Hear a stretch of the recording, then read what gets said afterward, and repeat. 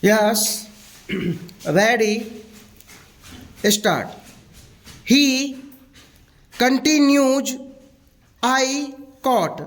There are a large number of resources on which the provinces depend has been concentrated in the central list. It is desirable at least to leave one important source of revenue with the provinces.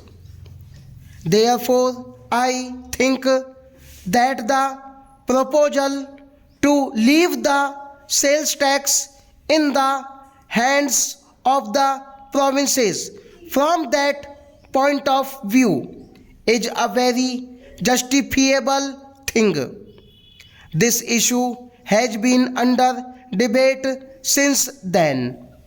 We introduced the VAT in our wisdom, with much of that has been encroached upon.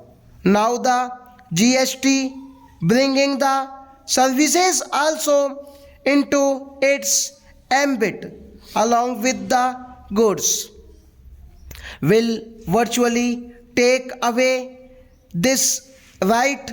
Now the state governments, which were called the provinces then, not having any right to raise resources from whatever they would considered they are elected.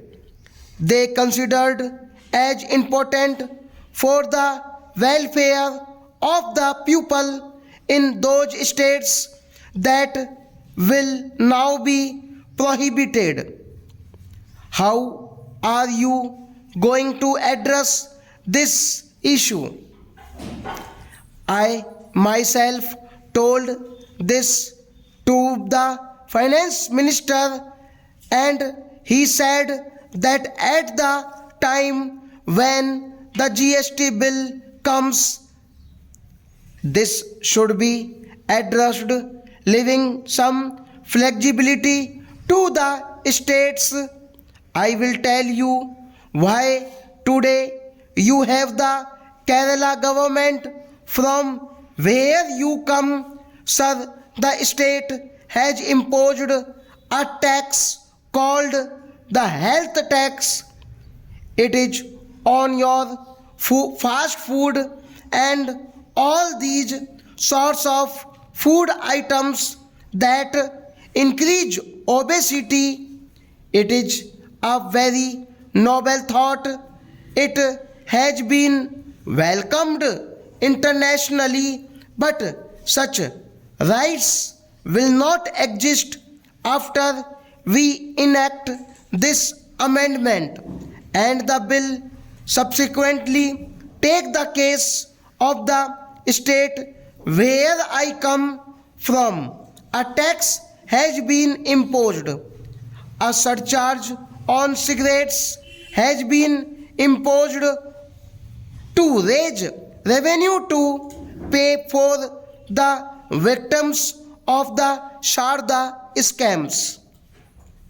People are being asked to pay for the victims of the Sharda scam, whatever be that issue, that is a separate issue. Such rights do not exist in case of national calamities. Are we to reduce the elected state governments where from the people of these states come to the center with a begging bowl saying that declare so that and so issue as a national disaster and give us certain amount of money? What will be the legitimate rights of the states? And we are the council of states in this august house. How do we protect that right? That is an important point that needs to be considered, and therefore I would request the finance minister when he replies today to ensure that there is a flexibility of this nature whereby the states do not end up actually coming with a begging bowl to the center in following years. Later stop.